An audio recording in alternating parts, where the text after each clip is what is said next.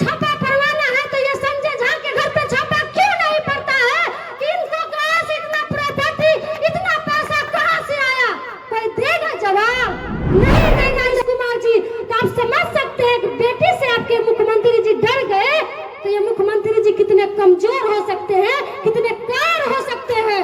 तो मैं आपको समझा दूं मुख्यमंत्री जी, ये मिथिला की धरती है, ये मधुबनी की धरती है और ये सीता की धरती है। और अब सीता की धरती पे आते हैं और उस वही की बेटी को आप हिरासत में बंद करवा देते हैं तो ये कितना बड़ा तनाशाह हुआ, ये उनको जवाब देने की जरूरत है।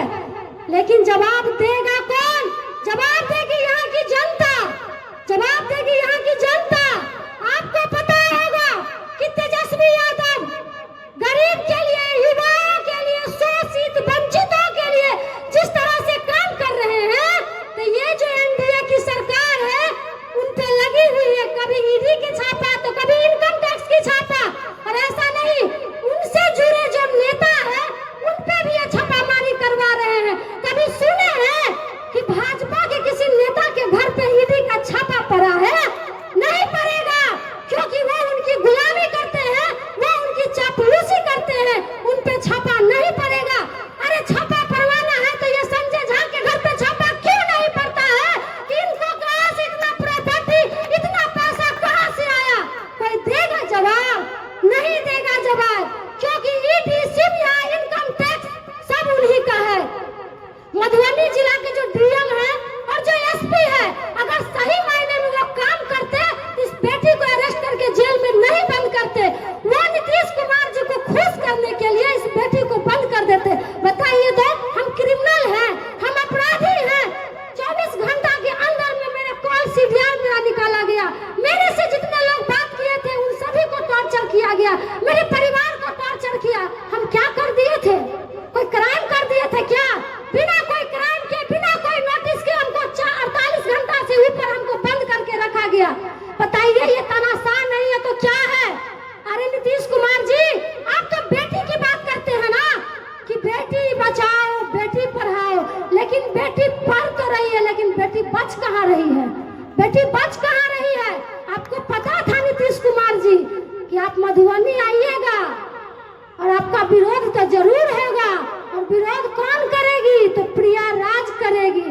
प्रिया राज को पता है कि मधुबनी में कितना दारू बिकता है, तो हम आपको जाके बताते, तो इसीलिए उनकी प्रशासन हमें पहले ही हिरासत में ले लिए।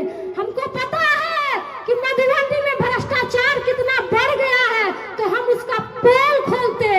तो नीतीश कुमार के जितने पदाधिकारी हैं वो नहीं चाह रहे थे कि उनका पोल खुले, तो इसीलिए बंद कर दिए। अब लोकतंत्र बचा हुआ है। अरे लोकतंत्र में तो लोकतंत्र खतरे में है। अब तो बोलने की आजादी नहीं है, अब तो चलने की आजादी नहीं है।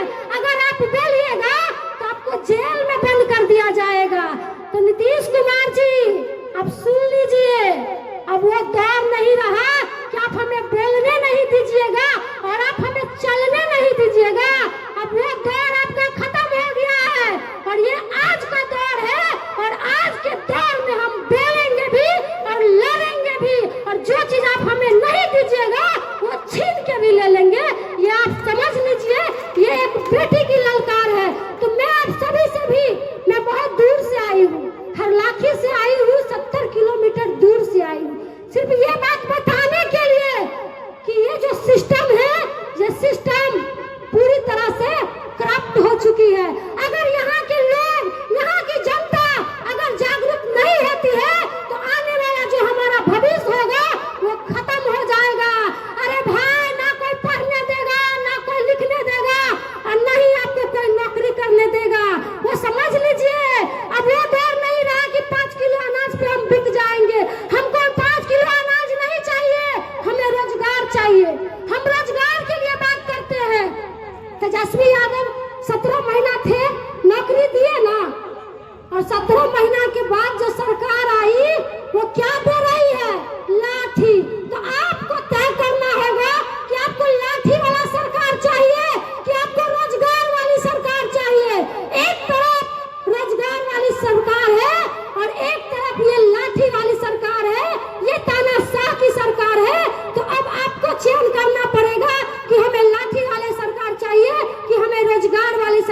चाहिए। भाई अब समय बहुत कम